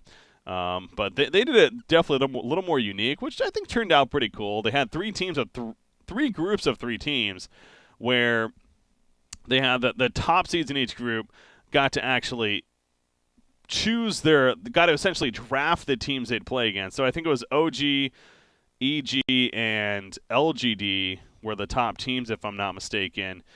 And then they got to choose their opponents, one by one. So I think OG chose Sacred first, and then EG chose Kingwin, and then LGD chose Fnatic, or something like that. But, it's kind of funny seeing how it played out, where Virtus Pro ended up doing very well, but LGD went 0-6. So it's like, crap, we messed up.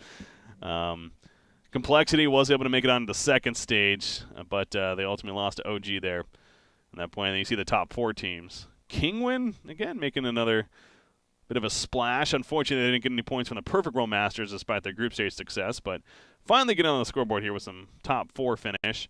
But yeah, Virtus Pro over Fnatic. We're seeing more of this Fnatic squad picking up Abed, and this is going to be a team out of Southeast Asia now really started respecting. Obviously, you still have TNC, I think, as top dogs, but Fnatic is going to be a very scary team now with Abed back in his comfortable region that he knows and loves. And that's it. That kind of recaps where things are at. I mentioned the rankings. As they currently stand, Secret is on first place, as we talked about. So, yeah, Liquid, Virtus Pro. Again, the top 8 are ultimately getting an invite spot to TI8. This is actually good. There you go. So 23.4% essentially of the points have been handed out. So there's still 75%. We're only a quarter of the way through of this whole circuit here in this season. That's just crazy, man. Evil Geniuses isn't an interesting spot. They did, of course, which actually we'll go in that in a second, but the roster change, which does affect the points slightly. So going to be interesting to see where Universe also ends up and where he brings his points to, which could boost another team up. But yeah, you see overall how they're looking right now with the standings. You got the top 16 teams. Again, top 8, though, is what's going to be that matters. And that was one other thing that I did want to talk about on this whole 2017 recap before officially wrapping up, was kind of going through and taking a look at player transactions that happened throughout the year that are just kind of fun to reminisce on. So this is the very beginning of the year. Not to get too caught up and everything, and just really want to focus on the bigger ones, of course. I mean, initially you had the whole MVP Phoenix team kind of going to different teams themselves, Dubu being one of those, so right off the bat forming what was Team Onyx at the time. Eventually became known as the new DC squad with Dubu, Abed, Mason, and etc. I forget their actual TI7 roster, but point is there was that. Looking through more. Oh, yeah, that's right. This was PPD, Boris J. They formed a wanted squad that lasted like 2 weeks. And they disbanded shortly after that. That was PPD trying to be like, yeah, I still want to play, guys. I'm the CEO of EG and everything, but I still kind of want to play some Dota. Yeah, that didn't really last long. Febby went to Fnatic, so speaking of more MVP situation there. It was the Cloud9 picking up their first team of the year in Danish Bears. Trixie and Hani, my boys. Through here. Insania joining Pro Dota. I know it's something that not many people care about, but that was a fun time for myself. Another player that I'm excited to see his continued rise throughout the year. Yeah, you see some squads being formed for as like major qualifiers start to come up. I think more in this time frame is more the Kiev major qualifiers were happening, and then there's a disbandment of Wanted officially, as I was talking about earlier. Oh yeah, this is when Ad Phenom became no longer nothing, or they became nothing, and then they eventually went to Mouse Sports. So that happened earlier on in the year as well.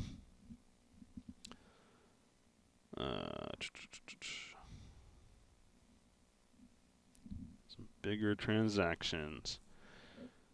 The first quarter there. Tomato joining Infamous at the time.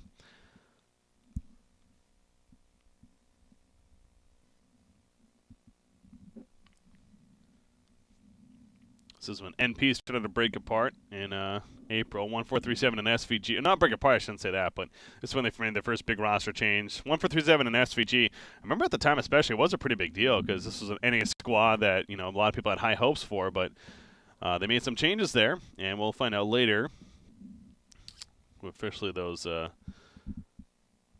new players were.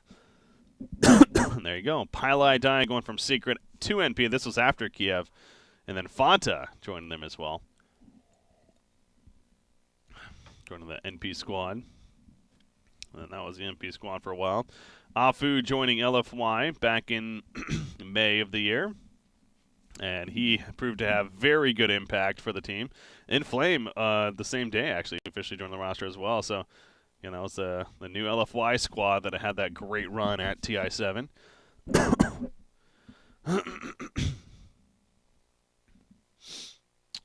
Rev joining DC at that point, replacing Demon. Yeah, this is what I'm talking about here. 1437 joining TNC as Ryor went to inactive officially, but he joined them going into the Star Ladder event and actually ended up doing very well, captaining the team right off the bat, and was a very good fit. So, what's up, Bradzilla? Joining Fnatic at the time. This is when you started to see the former Wings players, then known as Team Random, start to kind of go off their separate ways. Blink, Ice officially going to free agency, trying to figure out their situation. Oh, God, I remember this. Complexity, in one of their many roster changes throughout the last season, Firo and Demon joining the squad. That's so random. Demon maybe not as much, but yeah, seeing Firo, I was like, wait, what? Firo's honestly a really good player. It's just so just out of nowhere, it felt like. And yeah, it didn't necessarily connect. Faith Beyond a Y going from random to E-Home initially. That caused even more drama. This is the formation of Crescendo. This was for the TI7 qualifiers. Remember that? Excalibur, Baby Knight, Cinder, and EGM and Ake. Interesting squad there. Did horrible. Did pretty horrible in the qualifiers, but they tried, and that's the point. All right, we got to see a bit of a CCNC for the first time with Team Freedom. They formed their squad. They got Snake King, Francis Lee, Stan King. It's essentially is VGJ Storm in a lot of ways. Those 3 players at least now. Went from IsGG to Team Freedom at the time.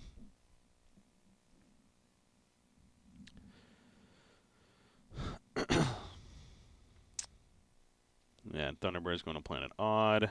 Picking up that sponsorship there.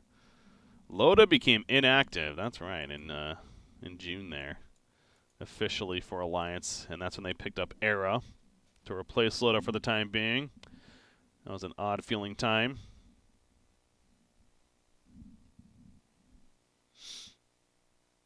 Faceless officially disbanded in July after they failed to qualify for TI7. Right there. Planet Dog picked up a Hellraisers going into TI7. NP picked up by Cloud9. Same story there. Going into TI7, the whole you qualified for a $20 million+ tournament. We're going to go ahead and give you a sponsorship. Time of the year.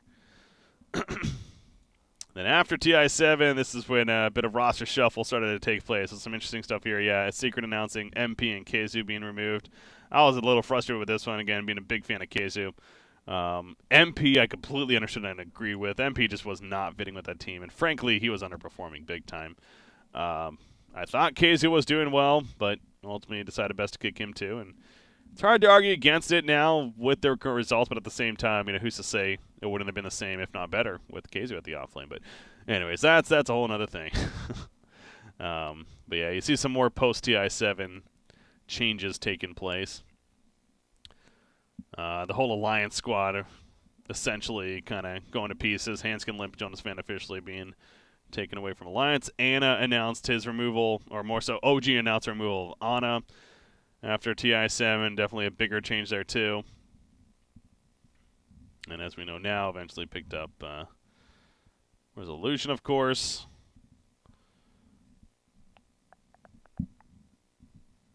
Cloud9 disbanded in full. Went their separate ways.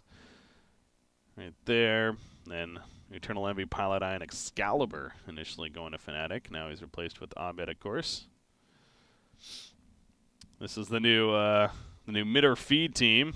Tomato, Cancel, Keizu, Weeha, and Saksa initially was the roster. With midder feed. That was one of the more exciting rosters announcements of the new season here. EG removing Zai. That was another interesting, very hot topic roster change. But then, shortly after, we found out that that's where Fear would be making his return. And then EG fans rejoiced. Then we also had Resolution joining OG officially shortly after that. On the same day, actually, right here. Wow. Yeah, that was a big day. September 1st, never forget. Navi announcing a bit of the new squad. Roger and Crystallize joining the ranks. Excuse me. And then Ace officially going to Team Secret as well as Fata. And then the Dire was formed. Pycats, ECC, Zai, Misery, and PPD at the time. Then eventually known as Optic Gaming, as we found later on here. But that was when they were founded in the September timeframe themselves. We found out about VGJ Storm, their roster. Chessie and Limp officially joining Complexity on September 6th. Hell yeah. God, this is all within like a week span. So many roster changes at the last minute. Immortals announcing their pickup of the team MVP Phoenix, or Team Phoenix. The Koreans getting back together. That was fun to see. Kingman announcing their pickup of the Let's Do It squad, also known as Team Singularity, and many others throughout the couple of years here.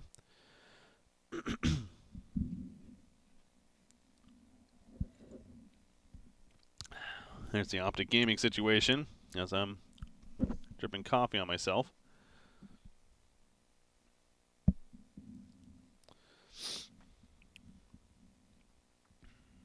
Team Tuho disbanding. Oh, that was a sad day, man. That was a sad day.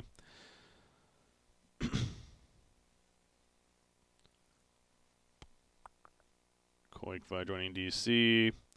Abed, of course, joining Fnatic after being removed from DC. That was kind of a mutual agreement, it seemed like. Abed something was definitely feeling off after TI7, especially with him. And I thought for the longest time he was going to be one going back to Southeast Asia. And sure enough, eventually did. Joined Fnatic back in November here. Not too long ago, just about a month and a half ago. And obviously he's already had some immediate success there at their recent minor. He got second place in. Oh, really? Singularity picked up these guys here with Nox. Nice. He's a former Han player. Didn't even know that. And then Midder Feed announced their disbandment. Yeah, that team was bound to fail. It was bound to fail, frankly. It was the lack of leadership overall. They were kind of just like, all right, we none of us have teams. Let's just try to form a team and see what happens. It was just never really worked out. They never seemed to connect. So. Yeah, this disbandment right here set up a lot because Keizu, Cancel, Tomato, Cinderin are all still teamless, I believe. Weehaw was just very recently picked up by Optic Gaming, of course, as we know. Or no, what am I saying? Soxa was a stand-in.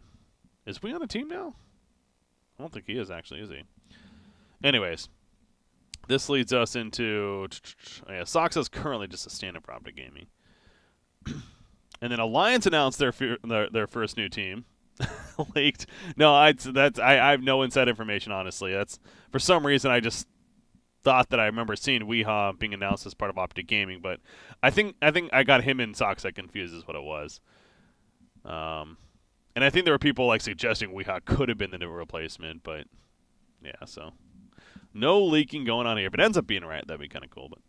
But yeah, the new Alliance squad. Boxing, Mickey, Insanity, and Taiga. Taiga formerly known as... What was he formerly known as? Thompson. So it's a full Han crew right here. Han boys joining Loda once again, which I've had my opinions on. Oh, 3-3, that's right. Yeah, we'll find out here. 3-3 join. That's what it was. That's why I got confused. Anyways, I don't think this... Wait, what? Not top. Hold on. It says Thompson. Alongside. Oh. Never mind. It is STST. You're right. Okay. Yeah. No. Now that you mentioned that, alternate ID is STST. There you go. It is STST. Okay. So, but still stands a former Han player. So yeah, seeing the 4 Han boys joining up with Loda here, and also interesting that again, Taiga himself, he's from Norway actually, but. Joining Alliance, which is notoriously be known as a only Swedish team. Not so much anymore, but I don't have high hopes for this team off the bat. I do think Europe is in a much weaker spot than it's been in past seasons, so I look forward to seeing how they do, but I'm not going to sit here and hold my breath on it, them just making a big impact right away. It's going to take some time. I hope that they stick together, though. That's the biggest thing. Don't just give up early. I see a couple other changes. Oh, interesting. Pexu, Trixie. Speaking of former... Oh, there's Thompson, some former Han guys. Joining 5 Anchors, no Captain. Nice name. Hellraisers officially not disbanding, but going away from the name Hellraisers. Back to Planet Dog. And then we got some really interesting stuff going on here. SVG, no longer coach of EG. Universe. Removed from Evil Geniuses. Yes, removed. Not his decision. He was kicked from the team. All right, here we go. Dumbest player transaction of the year. E.g. removing Universe. Of the ever in Dota history. What the fuck is EG thinking? There must be some serious behind-the-scene BS going on. And I'm not going to sit here and act like I know these players, know them very well, because frankly I don't. But removing a player of Universe's caliber, not only as a player, but just as a like, the guy's just a rock. He's a solid rock that the way he acts, it just seems like he's always just focused, and he's not somebody that I see that is, flipping out or cussing out teammates or, raging necessarily ever. And again, I don't know this 100%. From what I've heard and just from what I see in his demeanor, he doesn't seem like a player that does that whatsoever. So this feels like, to me, EG's going through some BS behind the scenes. And let's just say EG does have some known hot-headed players by the names of Arteezy and Sumail, just saying, that, maybe are a little hit and miss sometimes. As great of players as both those players definitely are, everyone in EG is. Removing Universe, I don't know if that's going to necessarily lead you to great success in the future, but they did. So obviously I'm having a little bit of fun here, but that was one of those changes, and I know I'm definitely not alone there. I was just like, what? What? I mean, I remember having the conversation with Z-Rock at the beginning of, or post TI7, when the inevitable roster changes were going to be happening, and one of the big teams was, of course, Evil Geniuses, and talking about what could they do, what could we see them doing in the new year. And Z-Rock was very insistent that he thinks they need to blow up the team and literally start from scratch with one player, build around one player. And we were having the argument who that one player would be, and frankly, I forget who we individually said, but it came down to Sumail and Universe. Do you build around Sumail, which the pluses there are that he's arguably one of the most known players in the scene currently today. He's definitely known as one of the most entertaining players on the scene, and he is still a very, very young player. Now, the negatives in him is that he's somewhat hot-headed sometimes. There's been rumors that he's not necessarily preparing the most he should be. He's not practicing the most he should be. He's doing things behind the scenes as far as playing a lot of other games constantly, not really playing as much Dota as he needs to be, etc.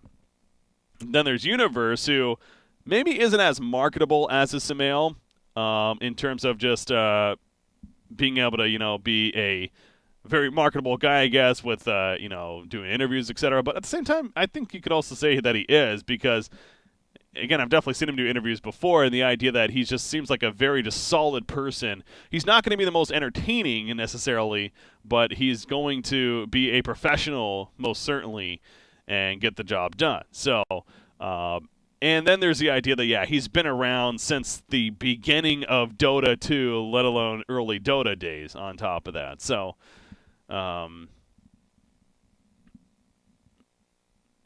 you see it in sports all the time. If a player gets too still in a team environment, something has to change. His game did not evolve over the years. Same hero, same playstyle. I don't know about that. It's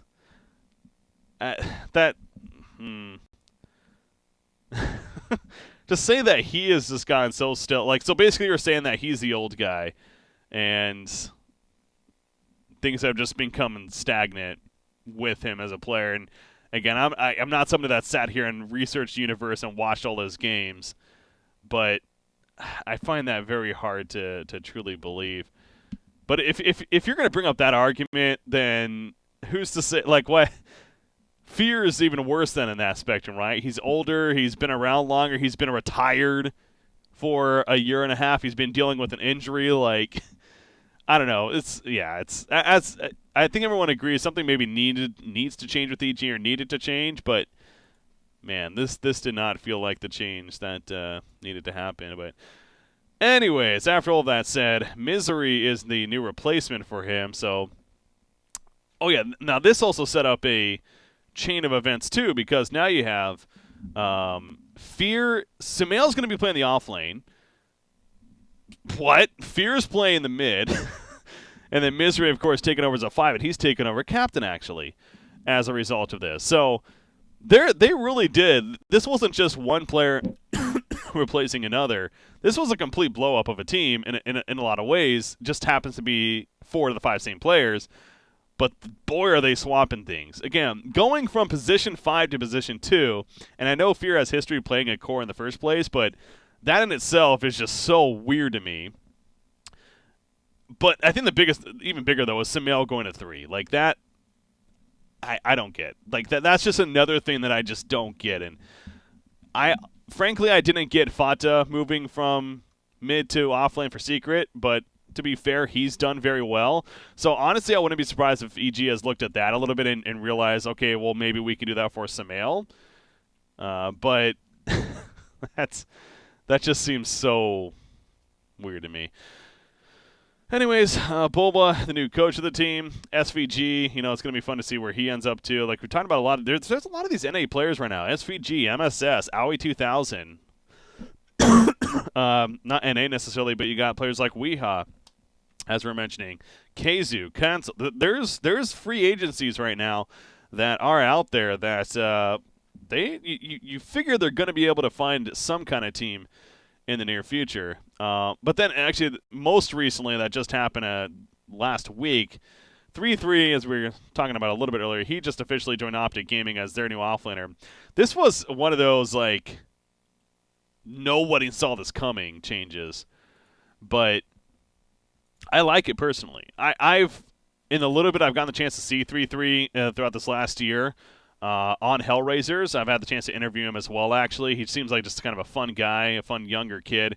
He arguably was the carry for Hellraisers in their success in the qualifiers and the little bit that they had at TI there. But he is a very, very solid young player. So I do think, albeit it's one of those like, oh, really? Kind of moves that's still when you really kind of think about it, I think it's potentially going to be really good for a team like Optic Gaming. Moon Meander, yeah, Moon Meander is another name out there on the free agency list. So, I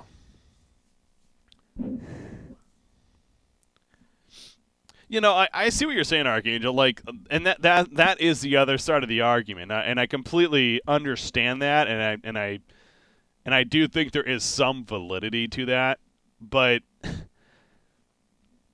I think it's more that if you're going to make a dramatic change like this, which, again, it goes back to a lot of people agree that they maybe needed to do something, there's other options. There were other more obvious options for people, including myself, such as Arteezy, such as Samael. But I think when I see this change, personally, I see it as more of a marketing change, which is a little bit unfortunate because you shouldn't be making it for the sake of marketing purposes, but it feels that way, right? Because they're removing a guy in Universe who is just a very, like I said, very, very good player, but his demeanor, he just looks like frankly, looks like a boring dude. He looks like a boring dude to be around. He's never really the most exciting. He's just kind of, very monotone when he does talk, and he's definitely not the most animated on the team. And so, again, I see this as like the marketing side of EG was like, we need to really spice things up and bring in yet another player that maybe has quite the fan base and misery, but on top of that, keep the players that we do have that are, very well known and very animated players themselves. So I don't know. Maybe that's bullshit. Maybe I'm speaking out of my ass there. Universo, he's free agent. So he's on top of that list. And right off the bat, I found it funny. Wouldn't that have been something? And I wonder if Optic Gaming was going to possibly try to pick him up. Or I wonder if they had the 3-3 player already set, and then the Universe news came out. Like, because the announcement of 3-3 happened the day after Universe was announced being removed. And then PPD had that fun tweet about what the fuck were they thinking, basically. Why would they remove him over others?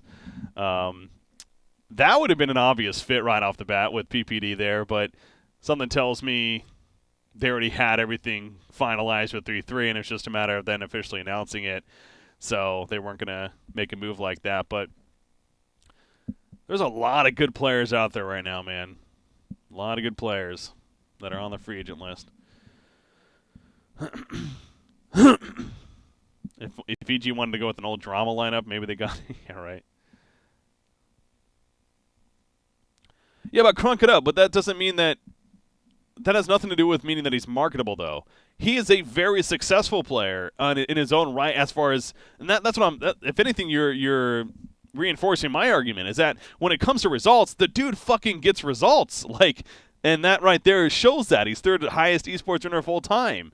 But when it comes to doing commercials, having the fan base, having the hundreds of thousands of Twitter followers. In fact, let's check it out right now. Let's search Universe. He has 157,000 followers, RTZ. 449,000 followers, Sumail. 175. I'm actually surprised Sumail only has 175,000. Wow. How many does Universe have? Does Universe have more? No, not as much. It's actually very close to Sumail. I'm actually a little bit surprised at that. But then you have the player that's replacing him, Misery. 84.5. Okay. I mean, yeah. So, the marketing debate does go down a little bit because Twitter followers alone, Universe actually has a comparable amount to Sumail and many more than Misery, actually, which again is a little bit surprising to me.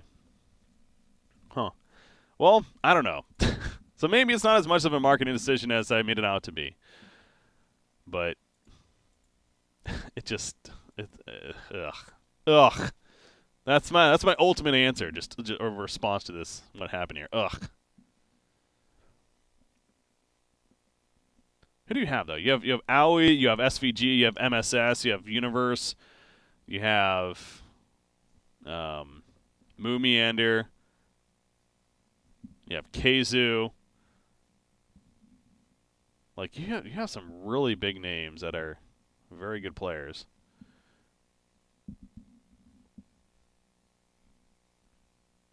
So Archangel, you like this change? Okay, I mean that's fair. So, removing a very, very sound, rock solid player, and then switching up positions altogether. Man, that's scary. That's scary to do and expect results. But who knows? Obviously, only time will tell. If they end up going on a streak after this, and so be it. Like I said, I going back, I thought Secret was. I didn't think they were going to be worse by any means, but I did not see Fata fitting in the off lane as well as it has been. Frankly, I do feel like Ace has been the big star of Team Secret and the kind of the one that is carrying them in a lot of ways, like he should be as the position 1 player. But Fata has definitely done a great job in the off lane as well. So perhaps that could happen with EG here.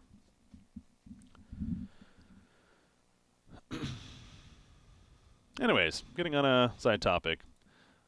But yeah, so guys, it's stuff like that to expect. I know this has been a long, this has been nearly 2 hours here. We've been recapping the year that was 2017. Kind of a little bit of a rant there at the end, but it's content like that I do want to go back to doing on my stream here with the daily recaps every day, starting with the New Year's.